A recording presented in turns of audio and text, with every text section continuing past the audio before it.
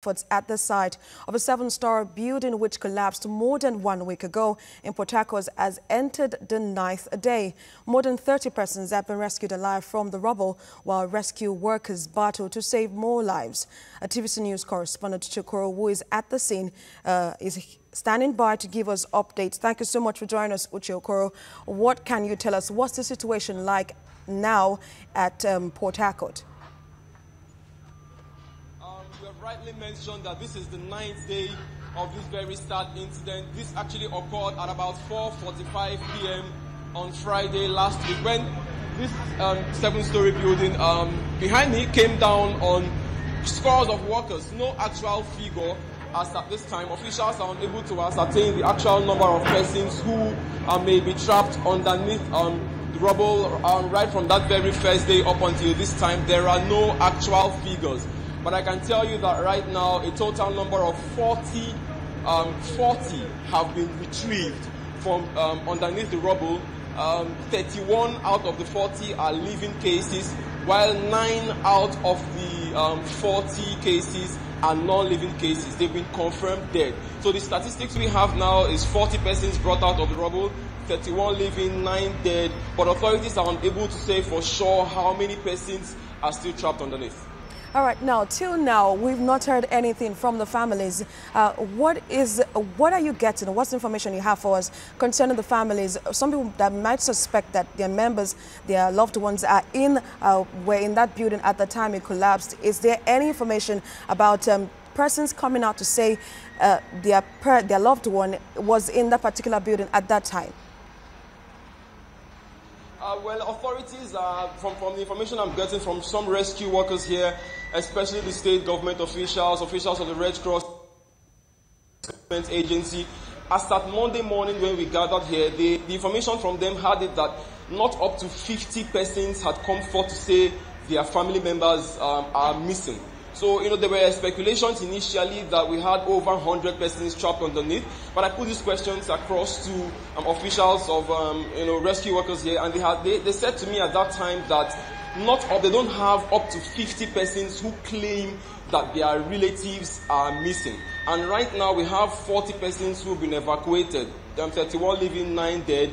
So based on that, apart from that, we don't have much coming from the families, apart from those who have come forward here to say that their relatives are missing. But I have with me here a Red Cross official, one of those persons who's been here right from the very first day this happened up until now, every day, actively participating in the rescue effort. So I'll just ask him a few questions to give first-hand information on what's been going on here.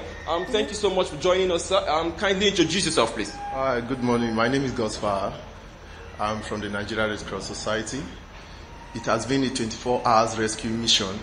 24 hours, when I mean 24 hours, morning and at night, trying to make sure that we do our best as the Red Cross to rescue those that are believed to be trapped there. And this is the mandate we've been given, and that's why we're here, to see what we can do. Okay, now can you, how would I say easy or difficult has it been throughout these 9 days? Well, it has not been easy, but we are doing our best. You can see the government, everybody is on ground.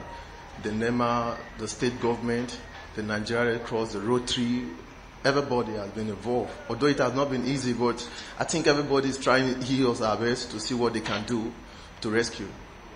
It has not been easy. They work 24 hours. Nobody is sleeping. The machines work 24 hours. The humans work 24 hours. Everybody's like ourselves.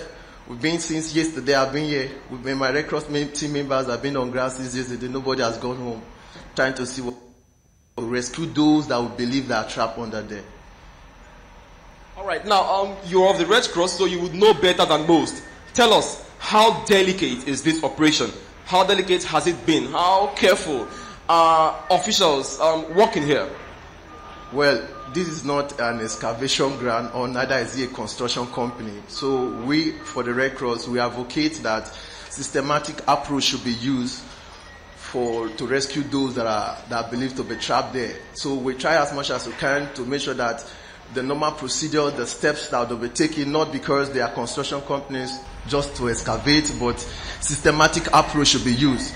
We get those relatives that are there, that says their relatives are there, and those workers that were rescued also, we also ask them where were they when they were rescued, and they happen to tell us where they were before they were rescued. So we use the information we get and tell those that are using the machine that this is what they should do. Like we're talking about the staircase, we advocate that the staircase should not be tampered with. Let's see how we can create an access to the staircase that will take us to the down floor, so the rescue team can go inside and see how we can get those done. So we advocate for a piece. We advocate for the standards, safety standards, and see how we can come up with ideas that can get those inside. I think that's what we're doing. Okay, now there's been a lot of speculations and uncertainties as to the actual number of persons trapped underneath. From your experience and from what you've seen on ground so far, and the number of persons who have so far been brought out, non-living and living cases, what are your suspicions in terms of number of persons who may still be trapped underneath? Because this remains a very important aspect of this rescue effort.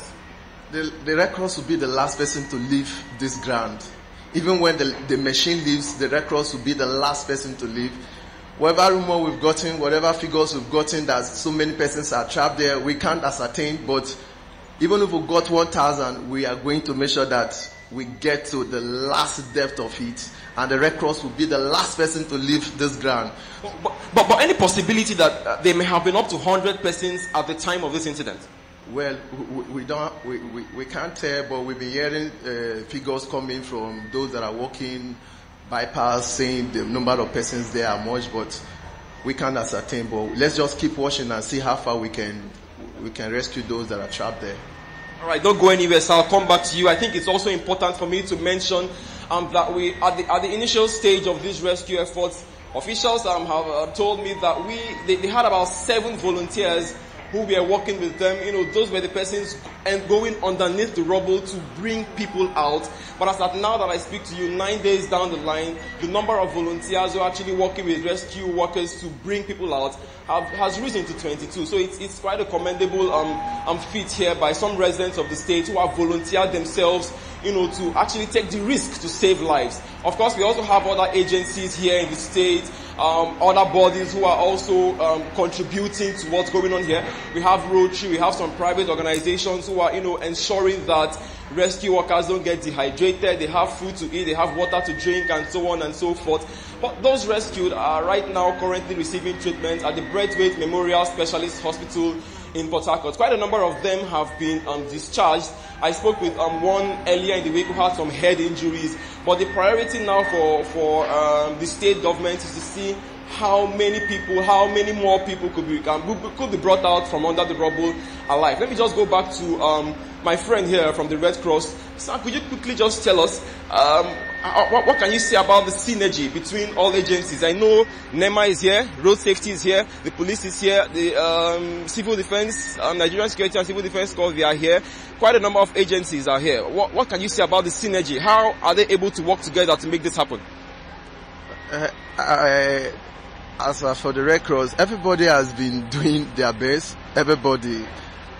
I can only speak for the Red Cross. I can't speak for others, but I think everybody representing here have done their best, trying to see one life counts. One life counts. Even if it's one life we can rescue counts. So all NGOs persons that are on ground, I think, to my own take, they contributed their own quota to see what they can do. I think the value of the life that is there. I think that's what makes people want to stay here 24 hours. If not for the value of life, I don't think anybody wants to stay here sleepless nights to rescue. So I think for the fact that you're here since Friday to this very moment, I think you value life. I think you've done marvelous well to still be around.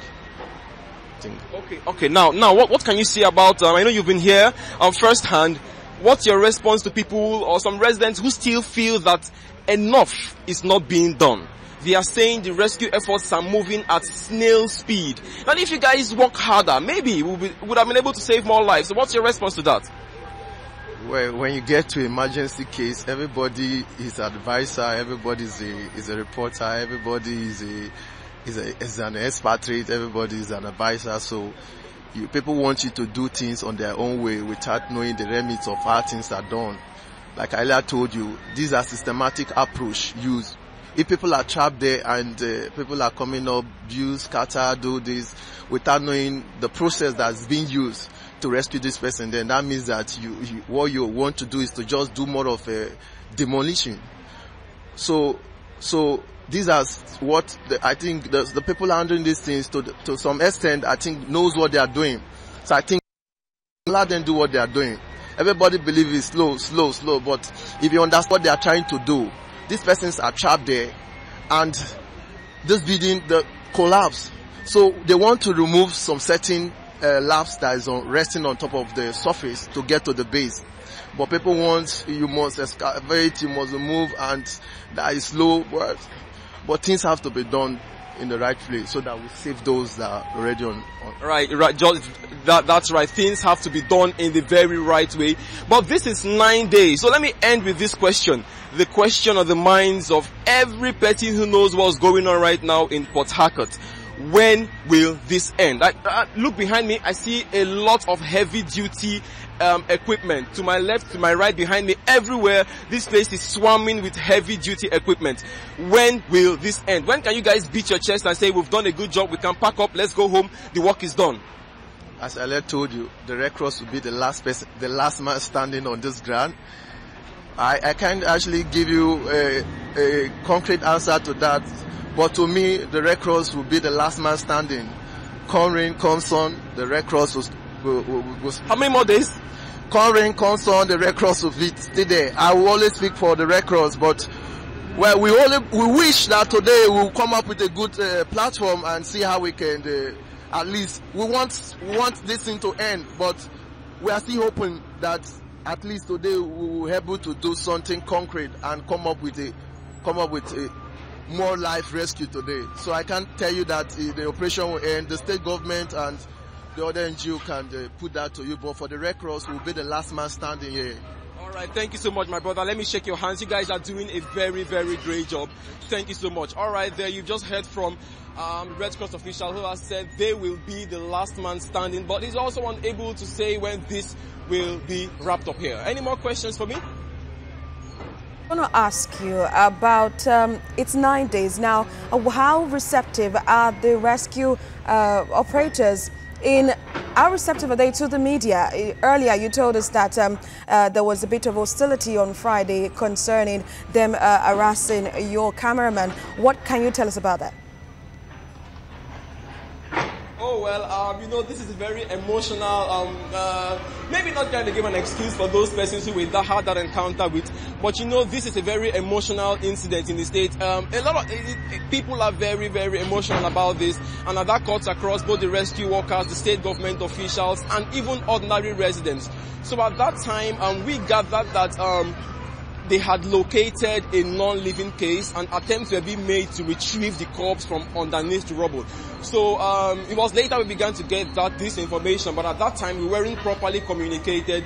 They just wanted us to leave and not capture that particular process on camera. So I wouldn't really poke anyone in the eye for harassing the media. I would just say that it's a very emotional incident for everybody here. So let's just say everyone should try to keep their emotions under control and, so everyone can do the right thing here.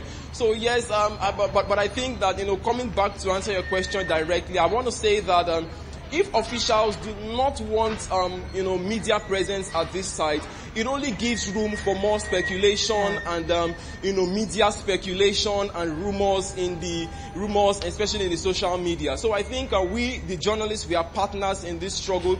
We may not have heavy-duty excavators and trucks and all that, to go head-on and tackle the rubble. But of course, from our own end, from behind the camera, from in front of the camera, we are also partners in this very struggle. So I'll just appeal to security agencies, government officials, and every other relevant authority to let us do our job the best we can, and of course be available to provide information when necessary to avoid any misinformation, rumors, and media speculation. All right, thank you so much. Thank you so much, Uche Okoro, for all that update. We shall get back to you later on in the day for more updates if you have any. That's our correspondent there, Uche Okoro, reporting from Port Harcourt.